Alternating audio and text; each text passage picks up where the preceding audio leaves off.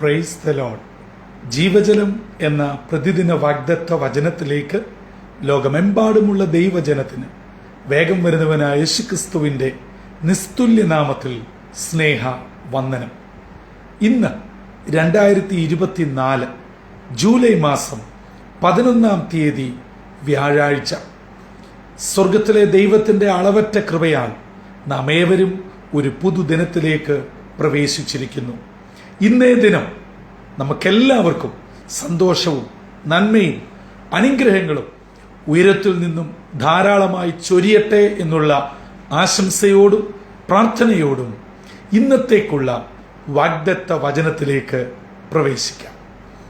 ഇന്ന് ജീവജലത്തിൽ കൂടി പ്രോമിസ് വേഴ്സായി നമുക്ക് ലഭിച്ചിരിക്കുന്നത് വിശുദ്ധ മത്തായി എഴുതിയ സുവിശേഷം 6-ാം അധ്യായം 30-ാം വാക്യം. സെയിന്റ് മാത്യു ചാപ്റ്റർ 6 വേഴ്സ് 30 നാം ഇപ്രകാരം വായിക്കുന്നു: ഇന്നുള്ളതും നാളെ അടുപ്പിൽ ഇടുന്നതുമായ വയലിനെ പുല്ലിനെ ദൈവം ഇങ്ങനെ ചമയ്ക്കുന്നുവെങ്കിൽ അല്പവിശ്വാസികളെ നിങ്ങളെ എത്ര അധികം.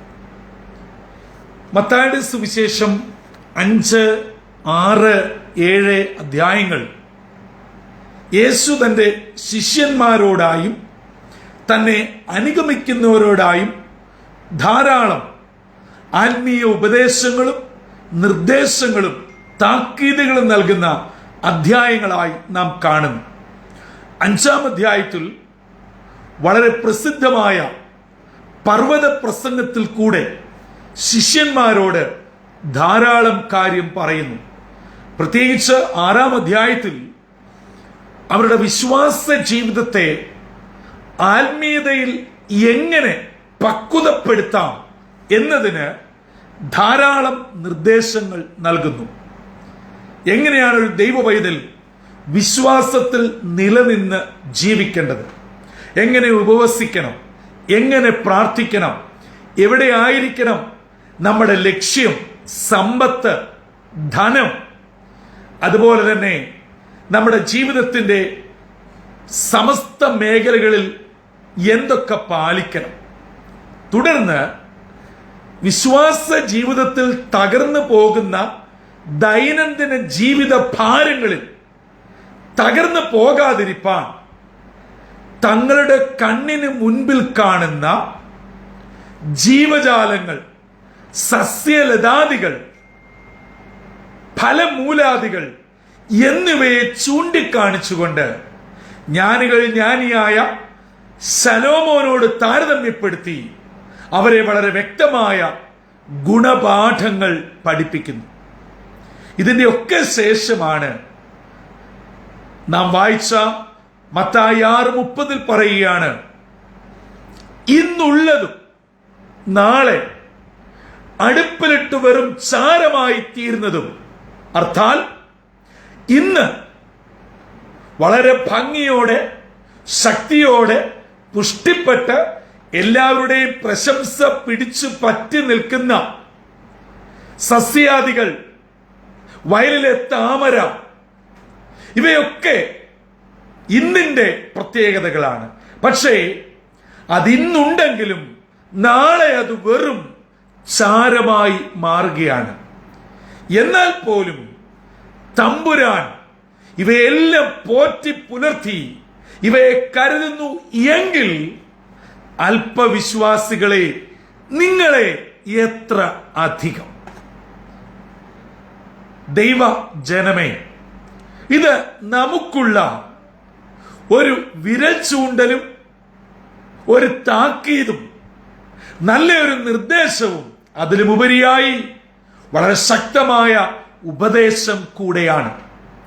നമ്മൾ പ്രാർത്ഥിക്കുന്നു, ഉപവസിക്കുന്നു, കൂട്ടായ്മ കൂടുന്നു, ദൈവത്തിൽ വിശ്വസിക്കുന്നു, ഇവയൊക്കെ നമ്മൾ ചെയ്യുന്നുണ്ട്, നല്ലത് തന്നെ. പക്ഷേ വ്യക്തിപരമായി, കുടുംബപരമായി നമ്മളെ തൊട്ടുണർത്തുന്ന ഒരു കാര്യം വരുമ്പോൾ നമ്മുടെ വിശ്വാസം പോയി, പ്രാർത്ഥന പോയി, കൂട്ടായ്മ പോയി, വചനം വായിച്ചത് പോയി, പ്രസംഗിച്ചത് പോയി, കഴിഞ്ഞ നാളുകളിൽ ദൈവത്തിൽ നിന്നും അനുഭവിച്ച നന്മകളും മുഴുവനും കാറ്റിൽ പറത്തി. പിന്നെ നമ്മൾ ഒരു അവിശ്വാസിയെക്കാട്ടിലും നികൃഷ്ടമായി വളരെ സംശയാലുവായി മാറുന്നു. അങ്ങനെയുള്ള നമ്മെ നോക്കി യേശു തമ്പുരാൻ തന്റെ ശിഷ്യന്മാരോടായി ഉപദേശിക്കുന്നത് 2024 ജൂലൈ മാസം 11 തീയതി ലോക ക്രൈസ്തവ ജനതയോടായി യേശു പറയുന്നു, ഇന്നുള്ളതും നാളെ അടുപ്പിൽ പോകുന്നതും ചാരമാകുന്നതും തീയിൽ വെന്തമരുന്നതുമായ ഈ പുല്ലിനെ എത്ര അത്ഭുതകരമായി തമ്പുരാൻ പരിപാലിക്കുന്നുവെങ്കിൽ അല്പവിശ്വാസികളെ നിങ്ങളെ എത്രയധികമായിരിക്കും. ഇത് നമ്മുടെ ഹൃദയത്തിൽ കുടിക്കൊള്ളണം. ഏതെങ്കിലും വിഷയത്തിൽ ഭാരപ്പെട്ട് വിഷമിച്ച് പ്രാർത്ഥനയോടെ കാത്തിരുന്ന് നമ്മൾ പ്രതീക്ഷിച്ച സമയത്ത് നടക്കാതെയും നമ്മൾ ഉദ്ദേശിക്കുന്നത് പോലെ കാര്യം എത്താതെയും സങ്കടത്തിലോ വിഷമത്തിലോ ഒക്കെയായി ആരെങ്കിലും ഈ പ്രഭാതത്തിൽ എന്നെ കേൾക്കുന്നുണ്ടോ? ഒരുപക്ഷെ നിങ്ങൾ ഈ ദിവസങ്ങളിൽ വളരെ ആകാംക്ഷയോടെ കാത്തിരുന്നത്, നടക്കും എന്ന് പ്രതീക്ഷിച്ചത്, നിങ്ങളുടെ പരിധിക്കുള്ളിൽ നിൽക്കും എന്ന് അമിതമായി ആത്മവിശ്വാസത്തോടെ മുന്നേറിയത്, ഇവയൊന്നും ഈ നിമിഷം വരെ നടന്നിട്ടില്ല. വിഷമത്തിലാണോ, സങ്കടത്തിലാണോ? ഇന്നത്തെ വാക്യം ആവർത്തിച്ചു വായിക്കുക. മാത്രമല്ല, ഈ 6-ാം അധ്യായത്തിന്റെ ഏകദേശം 25 മുതലുള്ള വാക്യങ്ങൾ നിങ്ങൾ വായിക്കുക. എന്നിട്ട് ദൈവസന്നിധിയിൽ ബലപ്പെടുക. അവസാനത്തെ ചോദ്യം മറക്കരുത്, അല്പവിശ്വാസികളെ നിങ്ങളെ എത്രയധികം. അതെ, പൂർണ്ണമായ വിശ്വാസം നമുക്കില്ല എന്ന് സമ്മതിക്കാം. അത് കർത്താവ് തന്നെ അറിഞ്ഞ് നമുക്കിട്ട പേരാണ്. അങ്ങനെയെങ്കിൽ അല്പമെങ്കിലും വിശ്വാസമുള്ള നമ്മെ കർത്താവ് എത്ര അത്ഭുതകരമായി നടത്തും എന്ന് പറഞ്ഞാൽ, എന്നെ കേൾക്കുന്ന പ്രിയപ്പെട്ടവർക്ക് എന്റെ അർത്ഥം മനസ്സിലായോ? അതായത് സംസാരിക്കാത്തത്, ചിന്തിക്കാത്തത്, നാളെക്കുറിച്ച് ചിന്തിക്കാത്തത്, നാളെ എന്തു വരുമെന്ന് വീണ്ടും വിചാരമില്ലാത്ത വയലിലെ താമര, സസ്യ ലതാദികൾ, ഇവ ഈ നിലയിൽ ദൈവത്താൽ പരിപാലിക്കപ്പെടുന്നുവെങ്കിൽ, മറ്റൊരർത്ഥത്തിൽ പറഞ്ഞാൽ അവർ ദൈവത്തിൽ വിശ്വസിക്കുന്നില്ല, ദൈവം ആരെന്ന് അറിയുന്നു പോലുമില്ല. പക്ഷേ അവയെയും ദൈവം ഇന്നിൽ എത്ര ഭംഗിയോടെ അതിശയകരമായി നടത്തുന്നു എങ്കിൽ, അല്പമെങ്കിലും ദൈവത്തിൽ വിശ്വാസമുള്ള നമ്മെ അതിനേക്കാട്ടിൽ ഉപരിയായി നടത്തുകയില്ലയോ? ഇതാണ് യേശു ചോദിക്കുന്നത്. ഈ ചോദ്യം നമ്മളോടും ചോദിക്കാം. കഴിഞ്ഞ നാളുകളിൽ പ്രാർത്ഥിച്ചത്, ഉപവസിച്ചത്, കാത്തിരുന്നത്, വചനം കൊണ്ട് നടന്നത് വെറുതെയായി പോവുകയില്ല.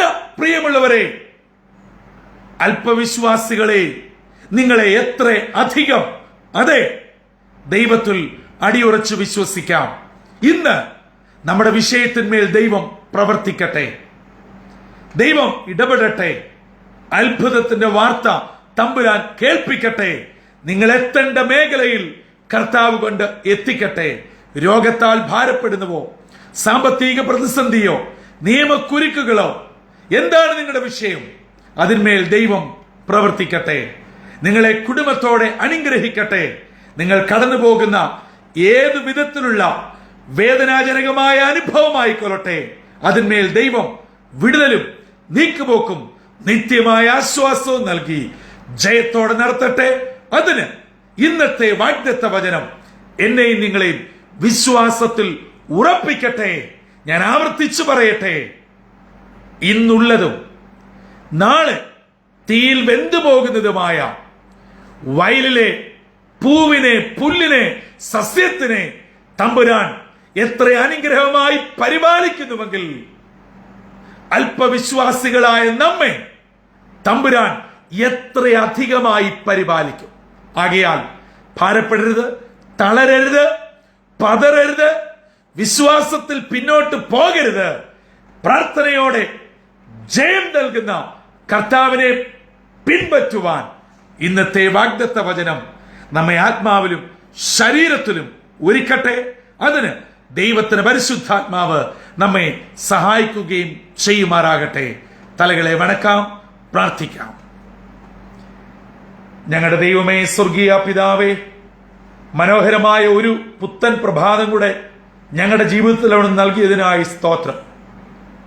ഇന്ന് ശോഭയോടെ, ശക്തിയോടെ, പുഷ്ടിയോടെ നിൽക്കുന്ന ഞങ്ങളുടെ മുമ്പിലെ പലതും നാളെ തീയിലും വെണ്ണീറിലുമാകുമ്പോൾ, എന്നാൽ അവയെ അറിയാതെ എത്രയോ അതിശയകരമായി തമ്പുരാൻ നടത്തുന്നുവെങ്കിൽ, വിശ്വാസ ജീവിതത്തിൽ പതറിയിട്ടുണ്ടെങ്കിലും ചിതറിയിട്ടുണ്ടെങ്കിലും അല്പവിശ്വാസികളായ ഞങ്ങളെ അവയെക്കാട്ടിലൊക്കെ എത്രയധികമായി നടത്തുമെന്ന് ഞങ്ങളെ വാഴ്ത്തപ്പെട്ട കർത്താവ് തന്റെ ശിഷ്യന്മാരോട് പറഞ്ഞത് ഇത് ഞങ്ങളെ കേൾപ്പിച്ചുവല്ലോ. ഞങ്ങളുടെ ജീവിതത്തിൽ പതറിയിട്ടുണ്ട്, അവിശ്വാസം വന്നിട്ടുണ്ട്, അങ്ങയെ സംശയിച്ചിട്ടുണ്ട്. അവയെല്ലാം ഞങ്ങൾ നിരുപാധികം ഏറ്റുപറഞ്ഞ് അങ്ങയോടെ മാപ്പ് അപേക്ഷിക്കുന്നു. ഇന്നത്തെ ദിനം ഞങ്ങളെ വിശ്വാസത്തിൽ ഉറപ്പിച്ച് ദൈവകൃപയോടെ നടത്തി പ്രാർത്ഥിക്കുന്ന സകല വിഷയത്തിന്മേലും ജയം നൽകി അങ്ങേക്ക് വേണ്ടി ഉത്തമ സാക്ഷികളായി അനേകരെ അങ്ങയിലേക്ക് ആഞ്ഞടിപ്പിക്കുവാൻ ഞങ്ങളെ ഒരുക്കണമെന്ന് യേശുക്രിസ്തു മൂലം അപേക്ഷിക്കുന്നു. കൃപയോടെ കേൾക്കുമാറാകണമേ. ആമേൻ, ആമേൻ, ആമേൻ. പ്രിയ സഹോദരങ്ങളെ, നമ്മുടെ ദൈവം മതിയായ ദൈവമാണ്, വിശ്വസ്തനായ ദൈവമാണ്. അതുകൊണ്ട് ഒന്നുമോർത്ത് ഭാരപ്പെടാതെ കർത്താവിൽ ആശ്രയിച്ച് പ്രാർത്ഥനയോടെ ഇന്നത്തെ ദിനം നമുക്ക് ആരംഭിക്കാം. ഈ ദിനം വിടുതലിന്റെയും സന്തോഷത്തിന്റെയും അനുഗ്രഹത്തിന്റെയും നിങ്ങൾ കാത്തു പ്രാർത്ഥിക്കുന്ന സകല വിഷയത്തിന്മേലും ഉയരത്തിൽ നിന്ന് വിടുതലയക്കുന്ന ഒരു ധന്യദിനമായി തീരട്ടെ. അതിന് കർത്താവ് നമ്മെ ഏവരെയും ഒരുക്കുകയും ചെയ്യുമാറാകട്ടെ. കർത്തൃ ശുശ്രൂഷയിൽ നിങ്ങളോടൊപ്പം brother Santhosh Kodukulanji. God bless us all.